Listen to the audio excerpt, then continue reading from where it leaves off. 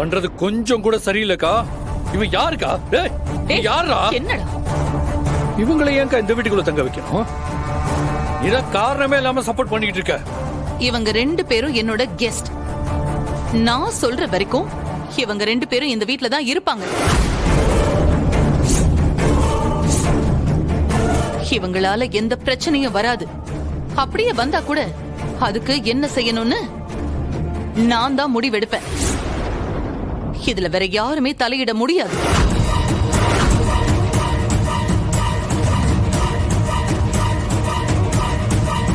அப்போ எங்களுக்கும் தானே இந்த வீட்டுல உரிமை இருக்கு. நாங்க எப்படிக்கா அந்த வீட்டுல இருக்கிறது சொல்லு. எனக்கு தெரியாதுக்கா. இந்த குடும்பத்துக்கு சம்மந்தப்படாத யாருமே இந்த வீட்டுல இருக்க கூடாது. அவ்வளவுதான். வெளியே போ சொல்லு.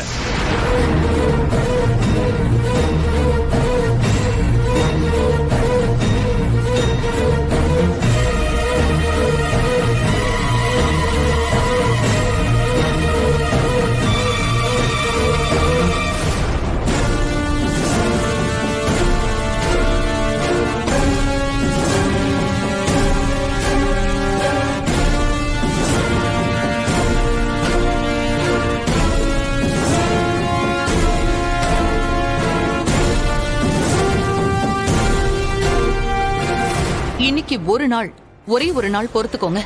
நாளைக்கு உங்க எல்லாருக்கும் நான் பதில் சொல்றேன். அது வரைக்கும் இவங்க 2 பேரும் இங்கதான் இருப்பாங்க.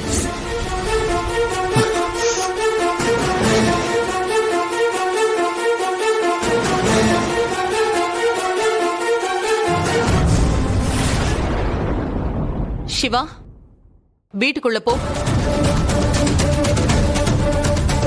நான் தான் சொல்றேன்ல. ஐலி, இவனை கூட்டிட்டு உள்ள போ.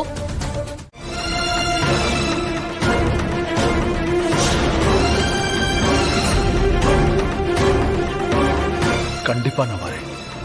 நீங்க எப்போ வரீங்க? நீ போ, நான் பின்னாடியே வரேன்.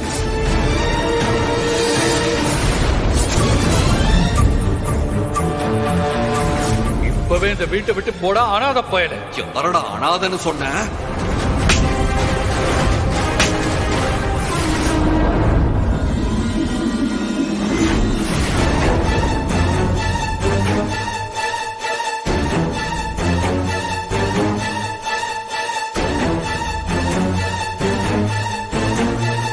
எதுக்கு 2 பேரும் இவ்வளவு சீரியஸா யோசிச்சுட்டு இருக்கீங்க? புதுசாலாம் எதுவும் நடக்க போறது இல்ல. அண்ணி எப்படியும் அந்த சிவா இந்த வீட்டுக்குள்ள இருக்கிறதுக்கு என்ன செய்யணுமோ அததான் செய்வாங்க. அப்படியே சிவா வீட்டை விட்டு போற மாதிரி இருந்தாலும் அதுலயும் கண்டிப்பா ஏதாவது ஒரு ட்விஸ்ட் இருக்கும். நீங்களே பாத்தீங்கல்ல, லாஸ்ட் டைம் வீட்டை விட்டு போக சொல்லிட்டு இவங்களும் அவங்க கூட போயிட்டாங்களே. அந்த மாதிரி இந்த தடவையும் அதே மாதிரி கண்டிப்பா ஏதாவது நடக்கும். எப்படி பார்த்தாலும் நம்ம நிம்மதியா இருக்க போறதில்ல, அது மட்டும் கன்ஃபார்ம். அது எங்களுக்கும் தெரியும். இருந்தாலும் இந்த தடவை என்னதான் செய்வான்னு பாப்போம். என்ன செஞ்சாலும் எல்லாருக்கும் தெரியதானே போகுது. அப்ப பாத்துக்கிறேன். அப்படி என்னமா நடக்க போகுது? அக்கா நேத்து சொல்லிட்டு போனதை பார்த்தா ஏதோ பெருசா நடக்க போற மாதிரி தான் தோணுச்சு. எனக்கு தெரிஞ்சு அவங்க சொல்றதுக்கு முன்னாடியே முடிவெடுத்துட்டாங்கன்னு நினைக்கிறேன். ஆனா அதுக்கே இன்னும் ஒரு நாள் வெயிட் பண்ண சொன்னாங்கன்னு தான் எனக்கு புரிய மாட்டேங்குது. நானும் காலையில எழுந்ததுல இருந்தே அதை நினைச்சுதான் வெயிட் பண்ணிக்கிட்டே இருக்கேன். எப்பதான் தெரியும்னு தெரியல. நீ வேறமா, நீயாவது காலையில இருந்தா வெயிட் பண்ணிட்டு இருக்க. நான் நேத்து அக்கா அப்படி சொல்லிட்டு போனதுல இருந்து அதை பத்தியே தான் யோசிச்சுட்டு இருக்கேன். நைட்டு ஃபுல்லா தூக்கம் கூட இல்லம்மா எனக்கு.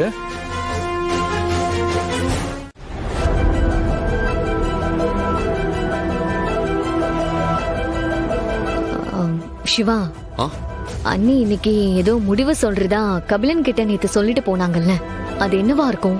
நானும் அதை பத்தி தான் யோசிச்சுட்டு இருக்கேன். என்னன்னு என்னால கெஸ் பண்ண முடியல. ஒரே குழப்பமா தான் இருக்கு.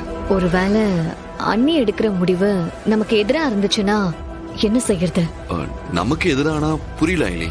இல்ல, அண்ணி எடுக்க போற முடிவால நம்ம இந்த வீட்டை விட்டு போற சிச்சுவேஷன் வந்துச்சுன்னா நம்ம என்ன செய்யறது?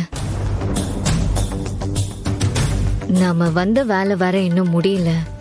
அதான் அக்கா நமக்காக நிறைய செஞ்சுட்டாங்க ஐலி. அதனால இதுக்கு மேலேயே அவங்களை சங்கடப்படுத்துறது நல்லா இருக்காது. ஒருவேளை நாம இந்த வீட்டை விட்டு வெளியே போறதுதான் அக்காவோட முடிவா இருக்கும்னா கண்டிப்பா நாம போய் தான் ஆகணும். மத்த எதுவா இருந்தாலும் அப்புறம் பாத்துக்கலாம். இதுக்கு முன்னாடி கூட ஒரு தடவை எல்லாத்தையும் சமாளிச்சுக்கலாம் தானே இங்கிருந்து போனோம். இப்பவும் அதே நம்பிக்கையோட இருப்போம். நீங்க சொல்றதும் கரெக்ட் தான். நமக்காக அண்ணி அவங்க குடும்பத்தையே எதிர்க்க துணிஞ்சிட்டாங்க. நம்ம மேல அவ்வளோ அன்பும் மரியாதையும் இருக்கு. அப்படிப்பட்டவங்கள நம்ம கஷ்டப்படுத்த கூடாது. ஆனா எனக்கு என்னமோ அண்ணி நம்ம நினைக்கிறத தாண்டி வேற ஏதோ யோசிக்கிறாங்களோன்னு தோணுது. கண்டிப்பா அவங்களோட முடிவு நம்மள வீட்டை விட்டு அனுப்புறதா இருக்காது. பார்க்கலாம்.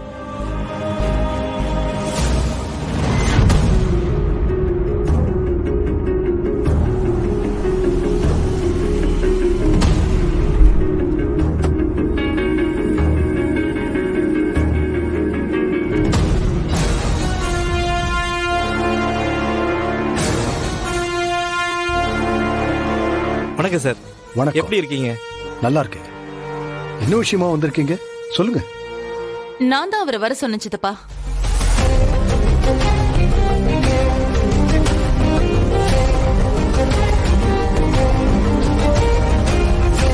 வணக்கம் மேடம். வணக்கம்.